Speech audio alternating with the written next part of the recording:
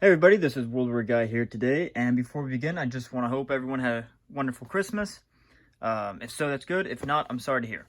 But today we are going to do a review video. This time we're going to review on the U.S. GI underwear. At the front recently, I'd say maybe a month ago, 2 months ago, about there, they came out with the reproduction GI boxer shorts, however you want to call it, underwear. And recently, about a couple weeks ago, I found a original pair. Kind of funny. I got this one day, and then the very next day I got this. And so we're going to compare, see how at the front did. And before we go into it, this is dated 1946. So I believe there is a slight variation based off an original photo of a wartime one. And we're going to get into that when we look into it. So first things first is the color. Obviously on the camera you can see they're pretty different. This one's like a khaki beige, while this is like a OD3 color. But you have to understand, there was a lot of variation. This is correct still. These two are both correct colors. So color, it's good to go. Moving on to the buttons, and the buttons is where it's different. So this one is the 1946 one. And you can see you have your 4-hole buttons, and they're kind of big. I didn't really measure them, but it's the size of them. While at the front one are just 2-hole, and they're a little smaller. Now I'll try to include a photo. I did take a photo of an original one at a museum when I went to Europe, but we'll see how it turns out.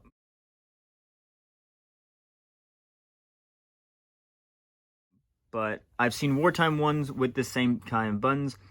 So these are correct. On the drawstring is correct. You can see the original ones here. They kind of tear when you try to tighten them. Very odd system to tighten them. As you can see here, I've had that experience with one side of them. Yeah, there you can see a little bit of a tear. But that's correct. The actual drawstring is slightly different. But that's not a big deal. These are also kind of just pretty worn. And then on the inside, you have the markings.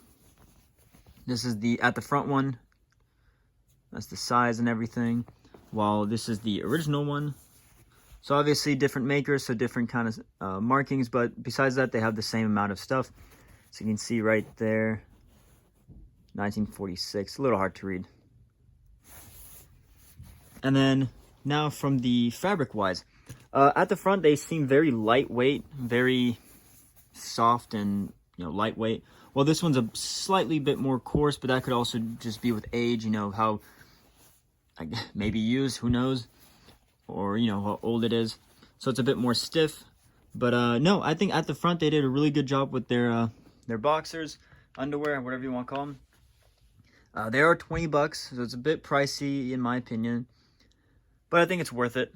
You got the stitching that's correct. You got the correct length and everything. The sizing, it's good.